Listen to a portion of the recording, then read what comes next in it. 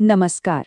आज हम एक बहुत ही पुराने लेकिन कमाल के घरेलू नुस्खे पर नजर डालेंगे जो त्वचा की देखभाल से जुड़ा है। अक्सर ऐसा होता है ना कि स्किन बड़ी डल, डार्क और ड्राई सी लगती है और बाजार की महंगी महंगी क्रीम्स या पार्लर के ट्रीटमेंट भी बस कुछ ही दिन का कमाल दिखाते हैं। तो चलिए पहले ये समझते हैं कि आखिर ये नुस्खा किस प्रॉब्लम को टारगेट कर रहा है।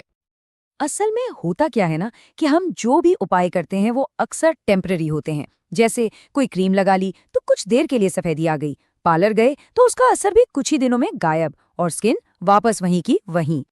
लेकिन मजे की बात यह है कि इसका जो हल है वो कहीं बाहर नहीं बल्कि हमारी अपनी किचन में ही छिपा हो सकता है, कुछ बहुत ही सिंपल लेकिन पावरफुल चीजों में। तो इस नुस्खे का जो हीरो इंग्रेडिएंट है वो है गुड़। जी हाँ, वही गुड़ जो हम खाते हैं। लेकिन ये सिर्फ खाने के लिए नहीं है, इसमें नेचुरल क्लेंजिंग प्रॉपर्टीज होती हैं। इसके मिनरल्स स्किन में अंदर तक जाकर गंदगी और डेड स्किन को बाहर निकालने में मदद करते हैं। और गुड़ का साथ देने के लिए है हल्दी। हल्दी के बारे में तो क्या ही कहना। आयुर्वेद में इसे स्किन के लिए एक वरदान माना गया है। इसकी एंटीबैक्टीरियल प्रॉपर्टीज स्किन की डलनेस, टैनिंग और दाग धब्बों पर कमाल का काम करती हैं। इसके बाद आता है बेसन। बेसन तो खैर पीढ़ियों से हमारा भरोसेमंद साथी रहा है। एक नेचुरल एक्सफोलिएटर जो पोर्स को गहराई से साफ करता है और एक्स्ट्रा ऑयल और डेड स्किन सेल्स को हटा देता है। अच्छा, अब इन सबको मिला के एक पेस्ट भी तो बनाना है, तो उसके लिए गुड़ को पिघलाने के लिए चाहिए एक लिक्विड बेस। यहाँ नींबू का रस या गुलाब जल इस्तेमाल होता है। नींबू का रस तो एक नेचुरल ब्लीचिंग एजेंट का भी काम करता है।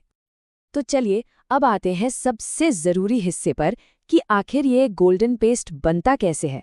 और इसकी शुरुआत एक बहुत ही खास, एक बहुत ही जरूरी टेक्निक से होती है। कहा जाता है कि इस नुस्खे के असर का सारा राज इसके बनाने के तरीके में है। आमतौर पर हम बेसन को कच्चा ही इस्तेमाल कर लेते हैं, है ना? लेकिन यहाँ सलाह दी जाती है कि इसे पकाकर इस्तेमाल करें। कहते हैं कि इससे रिजल्ट्स और भी बेहतर मिलते हैं।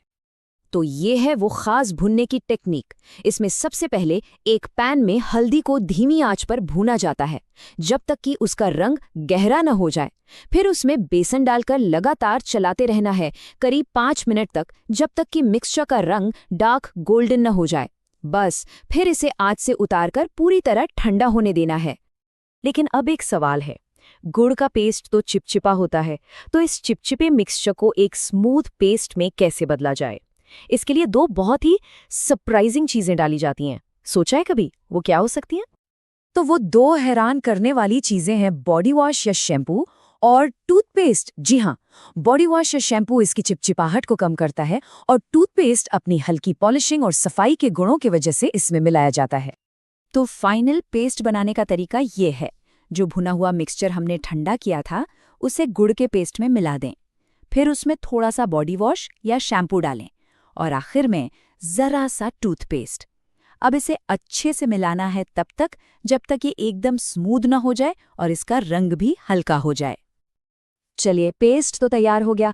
अब सबसे जरूरी बात, इसे इस्तेमाल कैसे करना है ताकि वो रिजल्ट्स मिले जिनका दावा किया जा रहा है।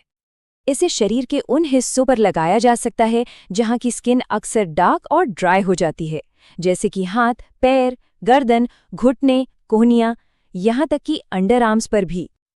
तो तरीका बहुत सिंपल है।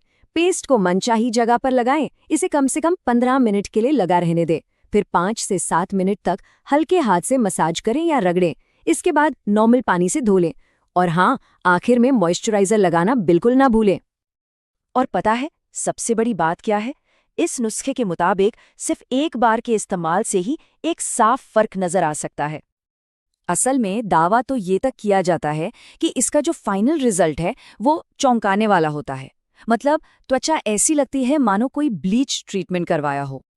तो ये सब जानने के बाद एक सवाल मन में आता है, क्या वाकई ये मुमकिन है कि स्किन की देखभाल का सबसे असरदार और अल्टीमेट उपाय कहीं बाहर नहीं बल्कि हमारी अपनी रसोई में ही मौजूद हो?